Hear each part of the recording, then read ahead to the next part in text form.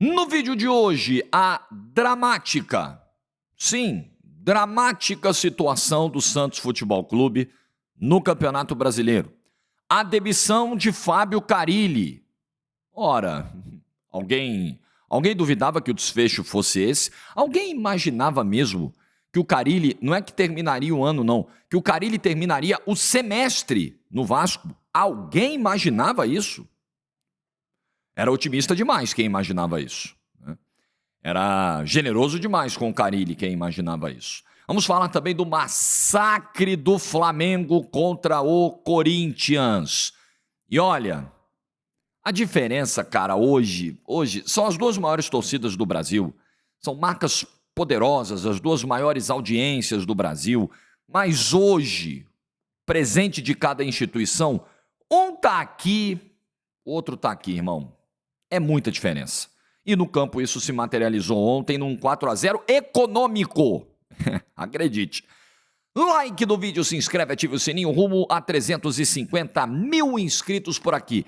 Vou começar a semana te dando essa dica: aprender inglês fundamental para todas as carreiras, todas as profissões, e o método BUA, o mais bem avaliado da internet, do professor Jonas, o mais vendido, é o método que vai te destravar e vai mudar a sua vida, a vida da sua família, oportunidades vão se abrir, coisas que o inglês vai trazer para você. Aproveita porque a condição de preço é super especial, é acessível para todo mundo que está vendo o vídeo, você parcela, enfim, aproveita, link na descrição e também no comentário fixado, você vai me agradecer por essa dica. E vamos lá. Vamos começar com o Santos e, sinceramente, não tem muito o que falar sobre o jogo, tá? Foi um jogo em que o Red Bull Bragantino em alguns momentos atropelou o Santos. O Santos teve um momento na metade do primeiro tempo. O primeiro tempo começa do Bragantino. Aí, na metade do primeiro tempo, né, no segundo terço do primeiro tempo, a gente dividir em três partes, o Santos cresce do jogo, vai criando algumas oportunidades, e aí o final do primeiro tempo já é com o Red Bull Bragantino superior de novo e ainda melhor do que foi no início do primeiro tempo. Então, você já tem uma ideia do que foi o jogo, né? E o Santos acaba tomando os gols, tem falha do Brazão, tem o Tiquinho olhando para ontem, tem todo um caos aí. E nós vamos olhar as estatísticas do jogo de acordo com o Flash Score. Veja, o Red Bull Bragantino finalizou 16 vezes como visitante, finalizou 16 vezes dentro da Vila Belmiro. O Red Bull Bragantino finalizou 2 vezes mais do que o Santos no alvo. O Santos finalizou 3 bolas no alvo, foram 6 do Red Bull Bragantino, o dobro. O Santos teve uma única chance clara do jogo contra 5 do Red Bull Bragantino pelos critérios do Flash Score. Enfim, aproveita aí e baixa o Flash Score, tá? Nessa segunda-feira para você continuar acompanhando o Brasileirão, jogos das ligas do mundo inteiro, com placar ao vivo, com estatísticas ao vivo, alguns jogos até com a função de narração. É o app que eu uso para fazer as análises dos jogos e o app que você vai usar para analisar o seu time, para torcer pelo seu time, né? Não precisa ser profissional da área para usar o Flash Score. É para a galera, é para todo mundo. Baixa aí, a galera tá adorando, tá trocando, tá baixando, o link na descrição, ou então você baixa nas lojinhas de aplicativos por aí, tá bom? Então, o que você vai falar muito do jogo? Eu não queria ficar muito no jogo. E por uma razão muito simples. As questões não estão apenas no campo. O campo, ele é a consequência, ele é o reflexo de um clube arcaico, de um clube que parou no tempo, de um clube irresponsável nas suas ações, irresponsável com o futuro do clube. E aí a gente tem que entrar em vários assuntos, tem que atacar um monte de coisa aqui. Eu sei que tem jogador em péssima fase. O Guilherme ontem foi vaiado pelo estádio inteiro, merecidamente. O Guilherme vem mal demais desde o Campeonato Paulista, depois do Campeonato Paulista, onde ele é artilheiro e tal, a queda é brutal. E é um jogador com vaga cativa no time. Mas eu não vou crucificar o antigo treinador e o interino César Sampaio por isso, porque não tem elenco. O cara olha pro banco e fala, pô, eu tenho que botar o Guilherme para jogar mesmo. Ele tá mal, mas eu vou botar quem? Eu entendo.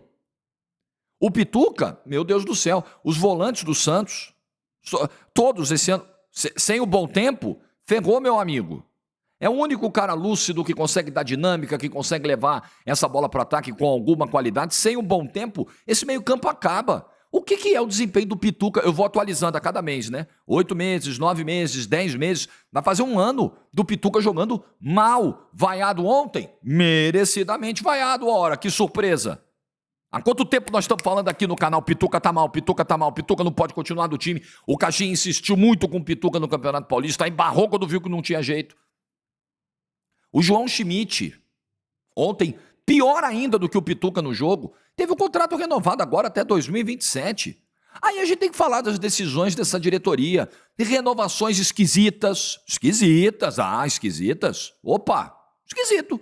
Porque você vai renovar até 2027 com um jogador que não vem numa fase tão brilhante assim? Faz sentido? Renovou com o Kevson. Meu Deus, eu nem lembrava do Kevson. Não, renovamos o contrato, aumentamos a multa. A multa, por falar em multa, a multa do Pedro Caixinha. Aí, desculpa, ô Pedro Martins e presidente Marcelo Teixeira. Quero falar com os dois. Me desculpa, Pedro. Eu chego aqui, ouço a sua coletiva e falo, caramba, o diagnóstico que ele fez está correto. O diagnóstico que ele fez está preciso. Ele chega na coletiva, naquela pergunta do embate com o colega lá da Baixada, ele chega naquela resposta e fala assim, não, veja bem, é preciso avaliar a situação do clube, olha quantas multas rescisórias o Santos está pagando, você sabe quantas multas de treinadores o Santos ainda paga hoje? Pois bem, Pedro Martins, e a multa de 18 milhões do Caixinha, o senhor é responsável por ela. O senhor é responsável, porque, segundo o presidente Marcelo Teixeira, o Caixinha foi o seu nome. Quando você assume o cargo de CEO do Santos em dezembro, você traz o Pedro Caixinha. E quando se negocia uma multa irresponsável como essa, absurda como essa de 18 milhões, absurda, comprometedora com o futuro do clube, isso compromete o futuro de uma instituição que não é saudável financeiramente, que arrecada menos que os rivais, que para botar 10 mil, o Santos não consegue lotar a Vila Belmiro, amigo. E aí eu não vou culpar o torcedor, não. A fase de merda que o time tá, eu entendo. Horário de 8h30 da noite, o camarada tem que acordar hoje de manhã pra trabalhar, sair da Vila Belmiro 10h30, 11 horas da noite pra ver essa porcaria. E o cara não vai. Eu não vou crucificar, não. Não vou. Preço nas alturas, né? Aí aumenta tudo, aumenta o sócio-rei. Não vou crucificar o cara, não. O torcedor, ele é estimulado a não ir. O Santos, ele afasta o seu torcedor. Essa diretoria, as anteriores todas, são repelentes. Elas, sabe? Elas expulsam de perto dela o torcedor do Santos. É muito triste. Então, voltando ao ponto, para não perder o fio, seu Pedro Martins, 18 milhões de multa para o Pedro Caixinha. O Santos agora não sabe como vai pagar. E enquanto não pagar, enquanto não tiver acerto, não pode inscrever um novo técnico. Talvez o camarada vá para a FIFA. Olha isso. Olha esse nível de responsabilidade. Presidente Marcelo Teixeira, o regime é presidencialista. Isso não teria sido aprovado, isso não teria passado sem o aval do presidente do clube. Como é que o senhor, com a sua experiência, né? O que eu ouço dizer? Marcelo Teixeira sabe da bola, o Marcelo Teixeira é do futebol, o Marcelo Teixeira é experiente, ele fala a língua do futebol. Como é que o senhor dá o aval para um contrato nessas condições? E demite o camarada 3, 4 meses depois, com motivos para demitir, não estou dizendo que não tinha, com motivos para demitir, mas preso numa multa contratual irracional. Tão experiente na bola o presidente do Santos, né? Que coisa! O presidente do Santos administra empresas, ele tem grupo de comunicação, ele tem empresas no ramo da educação. Eu duvido que os contratos sejam feitos da mesma forma. Duvido. Ficaria muito surpreso. Mas eu não tenho nada a ver com a vida pessoal dele, com a vida empresarial dele. Eu quero saber o que ele vai fazer como presidente do clube, para tirar o clube dessa situação. Comitê de gestão. O comitê de gestão tem que aprovar, tem que ter a maioria do comitê de gestão. Aprovou essa merda, então, de multa. Aprovou? Muito bem. Então, parabéns a todos os envolvidos. Parabéns. O Santos está nadando em dinheiro. Ora, é uma maravilha. Aí como é que vai fazer para contratar lateral direito? Como é que vai fazer para contratar zagueiro? Como é que vai fazer para contratar volante? Tem que contratar, presidente. O elenco não é do jeito que o senhor acha que é, não. Aquele papo de, contra o Vasco, nós temos que vir aqui para ganhar 3 pontos, o nosso time é para isso. Não, não é, presidente, não é. Seu time nesse ano, contra equipes da Série A, eu tinha visto esse levantamento aqui, peraí, eu li tanta coisa antes de gravar o vídeo, mas eu vou achar. O Santos tem um aproveitamento de 30%, 30 e poucos por cento contra times da Série A no ano. Peraí, eu vou achar. Fica tranquilo que eu vou achar. Eu já imagino mais ou menos onde é que foi que eu vi esse dado, essa estatística hoje. Aí o torcedor tem que protestar mesmo. A organizada ontem fez corinho lá contra o Marcelo Teixeira, aí tem gente dizendo, mas, aí também, galera, vamos, aqui, achei, depois eu volto nisso aí. Achei, tá lá no R10 Score. Santos contra times da Série A em 2025. 12 jogos, 4 vitórias, 1 empate e 7 derrotas. Um aproveitamento de 36%. Esse é o Santos, cara.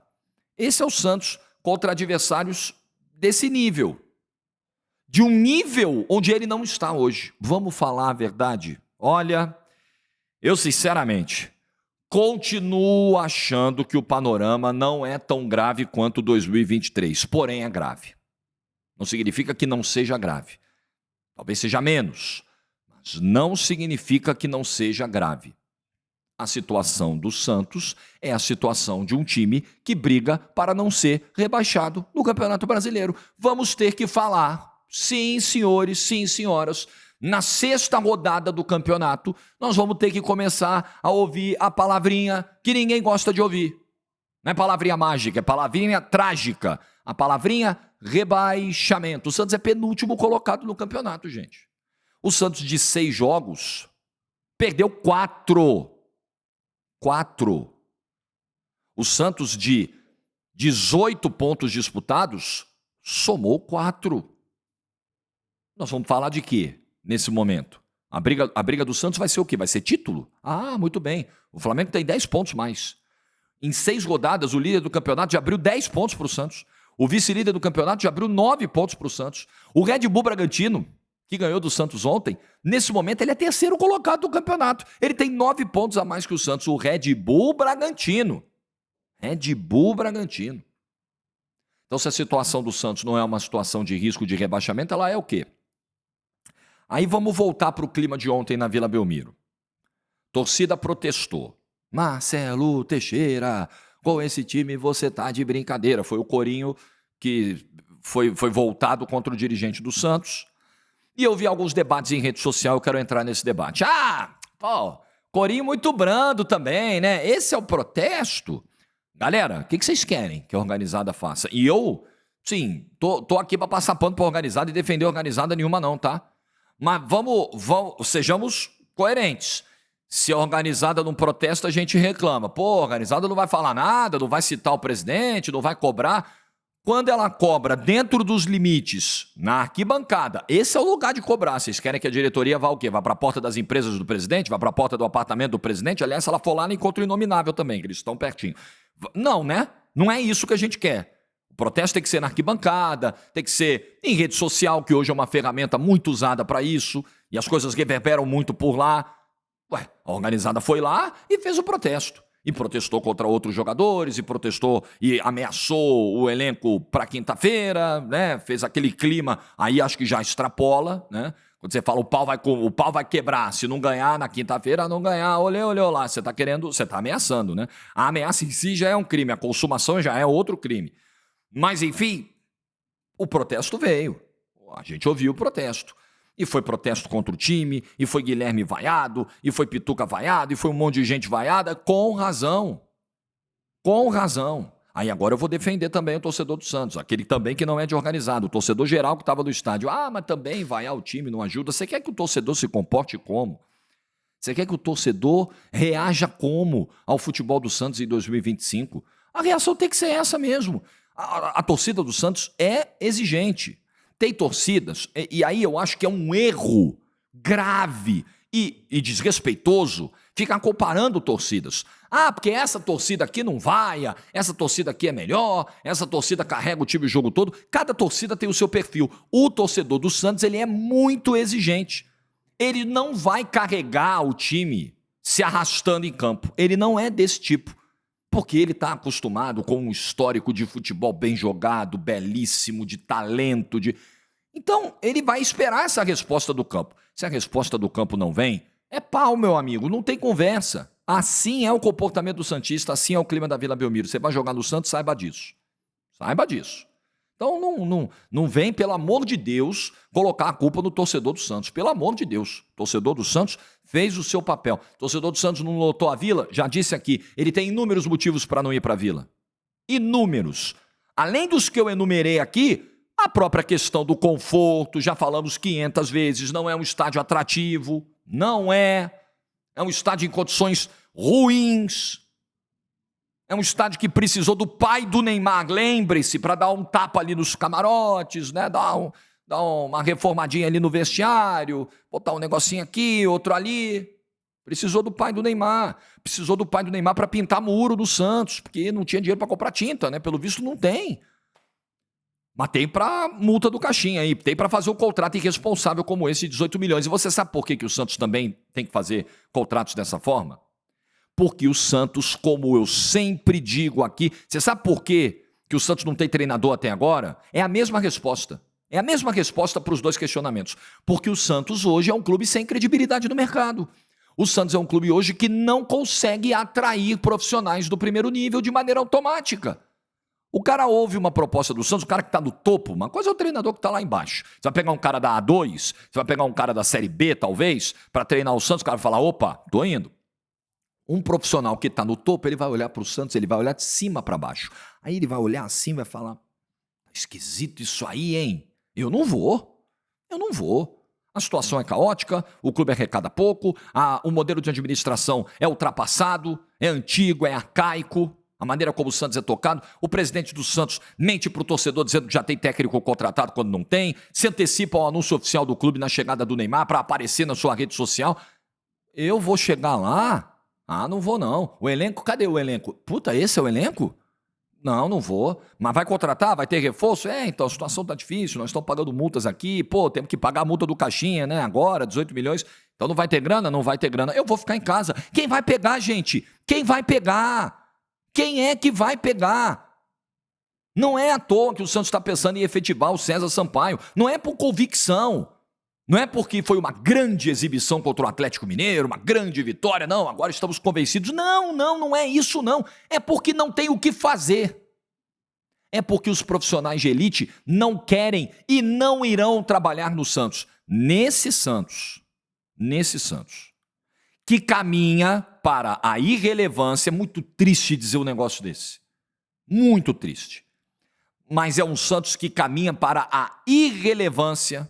O Santos disputa o que hoje no cenário do futebol? O Santos é candidato ao quê? Ao quê? O Flamengo é candidato ao título, o Palmeiras é candidato ao título, o Botafogo pode ser ainda um candidato ao título, o São Paulo é um candidato a Libertadores, o Internacional é o candidato a Libertadores, o Bahia é o candidato a vaga, estou falando em vaga, né, dentro do Brasileiro, de Libertadores, né, o Bahia que ontem ganhou dentro do Allianz Parque. Muito bem, você vai citando vários aí. O Santos é candidato ao quê? É candidato a uma vaga na Sul-Americana? Nem isso. Preocupação inicial tem que ser brigar para não cair. Simples. É isso que o Santos precisa fazer. Não ser rebaixado. O problema é que não tem dinheiro, não tem gestão, não tem visão de futebol, não tem projeto, não tem credibilidade, não tem boa reputação hoje no mercado do futebol. A verdade é essa, é dura. Não tem estrutura, né? Não tem o Neymar disponível. Chegou, criou uma grande expectativa e não joga muito pouco, contribuiu até agora muito pouco, não tem elenco, não tem banco, né? Aí, meu amigo, aí realmente fica difícil, não tem base, né? Em quantos momentos a base do Santos foi a salvação? Eu não acho que deva ser sempre, mas numa situação, acho que o clube tem que estar estruturado. Aí eu vou comparar, não estou comparando torcidas eu não comparo, eu não faço esse desrespeito, mas gestões eu tenho que comparar, é dever comparar, é dever até de humildade, olhar para quem está fazendo certo e tentar copiar o modelo. O Palmeiras é um clube que hoje, olha para sua base e fala: eu não preciso pegar um moleque para me tirar do rebaixamento. Eu não preciso pegar um moleque para ganhar um clássico. Eu vou colocar aos poucos. Eu estou estruturado, eu faturo na casa de 1 bilhão, eu tenho condição de ir no mercado buscar. Se surgir um talento da base, ele vai subir, ele vai se encaixar aos poucos, o Abel vai segurar. Às vezes o Abel acho que segura a fila até demais, mas sem pressa, sem drama, sem senso de, sabe assim, de desespero. Aí ontem precisou, aí vem com um monte de... você vê a situação caótica ontem, o Aderlan voltando de contusão teve que entrar, aí vem Luca Meirelles, aí vem Rian, aí vem o desespero, aí vem Matheus Xavier, aí vem o desespero, com o time perdendo, né? Um time perdendo, qualquer semelhança com o trabalho anterior também, talvez não seja mera coincidência, time perdendo, vai lá. O Guilherme ficou em campo 78 minutos. 78 minutos. A minutagem do Guilherme, vamos lá aqui, eu vou até pegar, dos jogos recentes do Santos. Olha isso, meu amigo, olha isso. O Guilherme ontem jogou 78 minutos, nos 4 jogos anteriores ele jogou 90 minutos. É incrível, cara. Nos 4 não, 1, 2, 3, 4, 5, 6. Nos 6 jogos anteriores... Corinthians, Vasco, Bahia, Fluminense, Atlético Mineiro e São Paulo, o Guilherme jogou 90 minutos. Ele sai ali no finalzinho contra o São Paulo, no finalzinho contra o Bahia, mas ele fica 90 minutos em campo. 88, 89, 90 minutos em campo. Com esse futebol aí. Mas por quê? Porque aí não tem banco, como nós falamos aqui, não tem quem colocar. Aí você tem que manter o Guilherme em uma fase para tentar, assim, ter a esperança do Guilherme voltar a ser o que foi no ano passado e tal. Ai, gente, é muito difícil, é muito desgastante falar do Santos. É uma pena ver o Santos nessa situação e uma pena não ver perspectiva de melhora. Eu não vejo, sinceramente. Queria ser otimista, queria te vender outra coisa nessa segunda-feira, queria te tirar dessa depressão, mas não tenho o que fazer. Eu não posso fazer. Eu não me vejo à vontade para fazer isso. Vamos falar aqui rapidinho da demissão do Fábio Carille, do Santos. Né? Do Corinthians, né? Depois de ser demitido em novembro do Santos, o Carille foi demitido em abril pelo Vasco da Gama. O Fábio Carille, que, por exemplo, no ano passado, não virou nenhum jogo na Série B. Todas as vezes que o Santos saiu atrás do placar, o Santos perdeu. O Fábio Carille foi campeão da Série B e foi vaiado pela própria torcida dentro da Vila Belmiro no momento da premiação. Vaiado pelo estádio inteiro praticamente, xingado. O Fábio Carille, em vários momentos do ano, foi desrespeitoso com a torcida e com a instituição. O Fábio Carille, em 2024, tratou muito mal a base do Santos. A base de um clube que não é o Real Madrid, né? Que não tem dinheiro para ir lá contratar o Vinícius Júnior, o Rodrigo, o Mbappé, não. É um clube ferrado. Precisa da base. E o Carille negligenciava a base. O Carille chegou até a capacidade, olha, a loucura de não comemorar um gol de vitória aos 47 do segundo tempo contra a Chapecoense, porque foi um gol de meninos da base de uma jogada que ele disse que não treinou. Eu não sei o que ele treinava também, aliás, o Santos que treinava muito pouco. O Fábio Carille era um técnico criticado pelo excesso de folgas e a baixa carga de treinamentos do Santos em termos de horas, né? A atividade, a intensidade da atividade a gente não via, mas a gente via a programação do time e era muito criticado por isso. Mesmo assim, com todo esse combo, eu poderia continuar enumerando problemas do Carille no Santos, tá? Poderia. Foi pouco que eu fiz aqui, foi um resumo. Mesmo assim, o Vasco achou uma boa ideia contratar Fábio Carille e deu no que deu. O desempenho defensivo do Vasco não foi o que se vendia. Não, mas o Carille é o cara que conserta a defesa. Calma, fiquem tranquilos, porque quando o Carille chega, as defesas são ajustadas e tudo mais. Não, isso não aconteceu. O Vasco não teve a solidez defensiva. O Carille, em alguns jogos, tomou péssimas decisões. Por exemplo, o jogo contra o Melgar, quando ele mata o time, quando tira o Verrete, bota mais um zagueiro desesperado, chama o time peruano e toma gols pelo alto e acaba empatando o jogo, estava ganho. Uma decisão estapafúrdia, a meu ver, de abrir mão de um jogo de segunda rodada do Campeonato Brasileiro contra o Vasco, contra o Corinthians, dentro de Itaquera. Porque nós vamos pegar o Puerto Cabello na Sul-Americana, e aí eu preciso poupar, eu preciso descansar o time. Sério? E aí o time foi atropelado, tomou um 3-0 que era para ter sido maior até do Vasco. Foi pouco o que aconteceu. Uma postura vergonhosa. Postura contra o Ceará também, até ele vai lá para a coletiva e reclama do time, mas uma postura vergonhosa no jogo do Castelão. Outra postura vergonhosa fora de casa. Se você for olhar aqui, né, foram 22 dias desde a eliminação na semifinal do Campeonato Carioca para o Flamengo até a chegada e o início do Campeonato Brasileiro. Não, peraí, eu estou recebendo os reforços, eu preciso encaixar os reforços e tal. Pois bem, você teve uma intertemporada aí para dar uma melhorada do time do Vasco. Qual foi o nível de evolução que o Vasco teve nesse pós-Campeonato Carioca? Nenhuma. E o torcedor enxergava isso na arquibancada, e o torcedor cobrava, o torcedor criticava. O ambiente nunca foi bom com o torcedor. Teve jogo até do Carille tomando vai e saindo correndo pro vestiário. Algo que ele fez no Santos também. Ele fez aqui também, né? Sair correndo, não encarar as vaias. O time tá tomando vaia, ele tá tomando vaia. Ele é o líder, ele é o comandante. Encara de peito aberto. Então é o treinador cuja postura não me agrada. Muitas vezes é uma postura covarde. E aí eu estou falando do profissional, tá? Postura profissional. Covarde, de não encarar responsabilidades, de não assumir responsabilidades, e um treinador, com todo respeito, com o repertório tático muito limitado. Muito limitado. Se você tem problemas que vão precisar de uma intervenção do treinador, de correções e de ajustes e de ideias novas por parte do treinador, você não pode escolher Fábio Carille, porque as ideias dele são limitadas e ele, inclusive, já admitiu isso e se orgulha disso. De jogar de uma única maneira, porque ele veio na carreira assim até hoje e não tem por que mudar. Ele admite ser um treinador com repertório limitado. Então, não surpreende ninguém o que aconteceu. Nem preciso gastar muito tempo. Não surpreende ninguém. Ah, Jorge, você quer dizer que o Vasco tem um grandíssimo, maravilhoso elenco? Não estou dizendo isso não. Não tô. Eu sei que o Vasco tem limitações técnicas assim graves, grandes. Eu sei disso. Eu sei que tem alguns nomes aí que você olha nesse elenco do Vasco e você fala, mas era possível fazer mais. Não dá para o Vasco fazer o segundo tempo que fez ontem contra o Cruzeiro. Pavoroso. Olha que no primeiro tempo o Vasco botou o Cássio para trabalhar, o Cássio fez defesas importantes, pelo menos umas 3 defesas importantes no jogo. Segundo tempo, cara, nada funcionou. O Vasco mal coletivamente, mal individualmente, mal em todos os aspectos, cochilando como dormiu no gol do Cruzeiro. Então, o panorama é esse. Né? Vai precisar contratar, né? Porque, assim, com todo respeito, né? Você ter uma zaga com João Vitor e Lucas Freitas, não dá para ir muito longe também, né?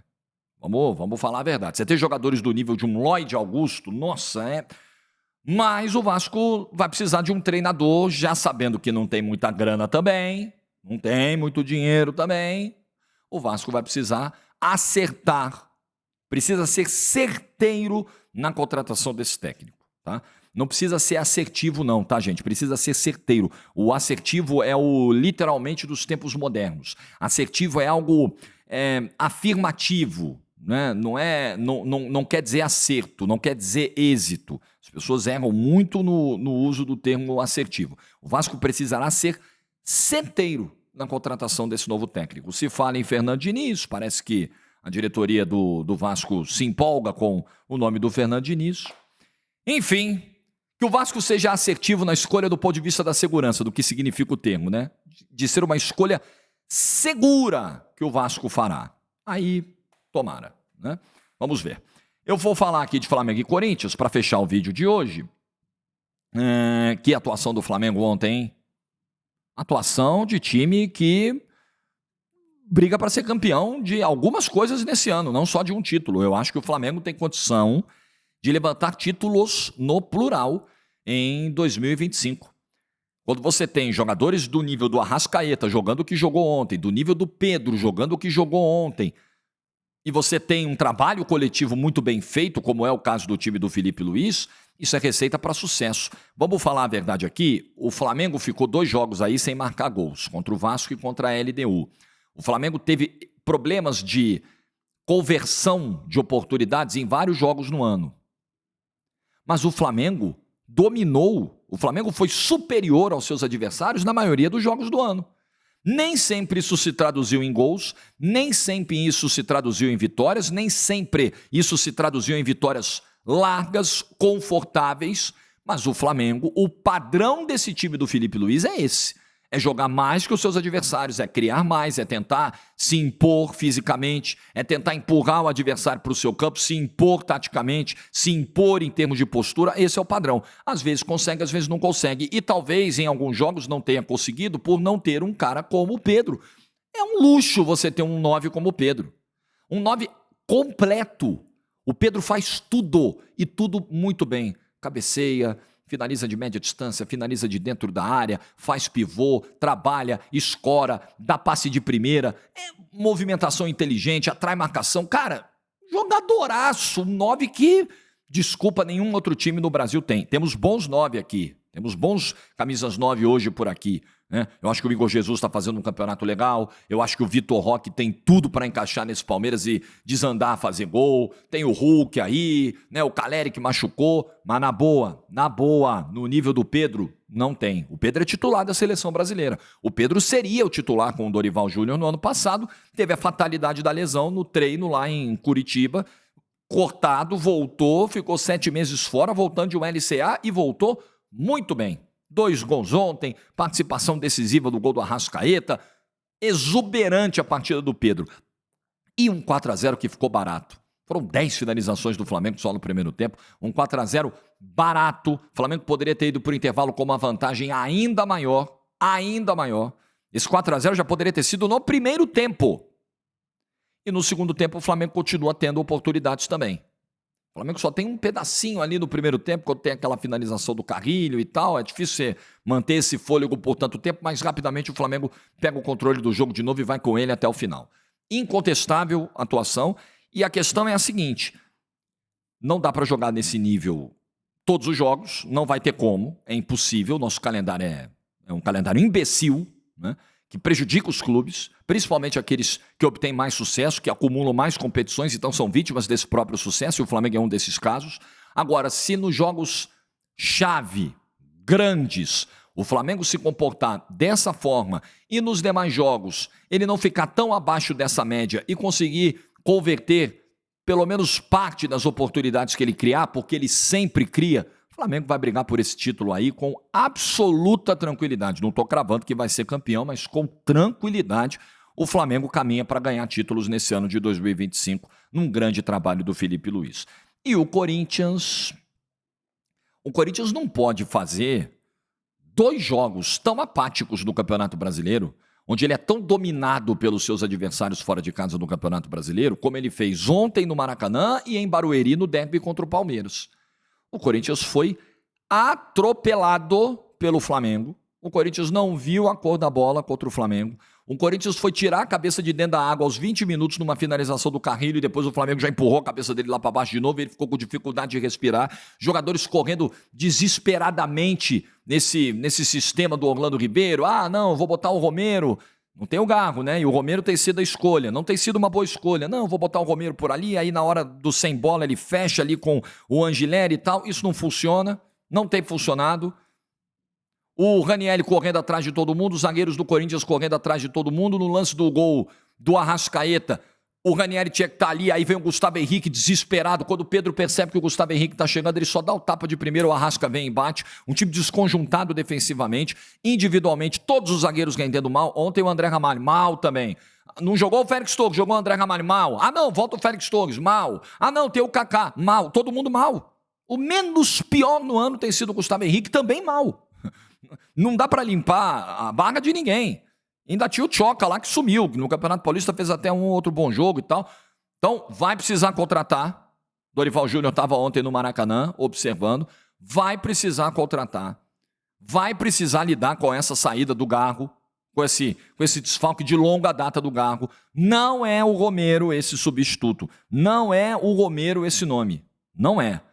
E, independentemente disso, não dá para o Corinthians ser uma presa tão fácil. Corinthians sufocado, como eu fiz a ilustração aqui da cabeça embaixo da água. Cara, os primeiros 20 minutos o Corinthians não passou do meio campo. O Corinthians não conseguia trocar 2 passes. Pra sair com a bola, respirar um pouquinho, passar do meio-campo, nada aconteceu.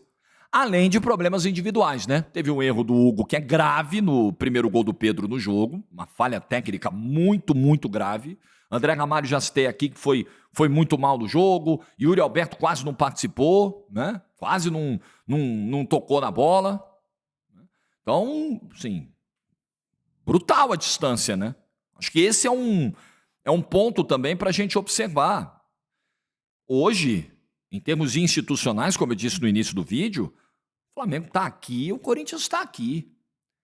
O Flamengo vive um momento de expectativa com um novo estádio. Esse ano o caixa está um pouco mais vazio, precisou apertar um pouco mais os cintos, mas nada que comprometesse a qualidade do elenco.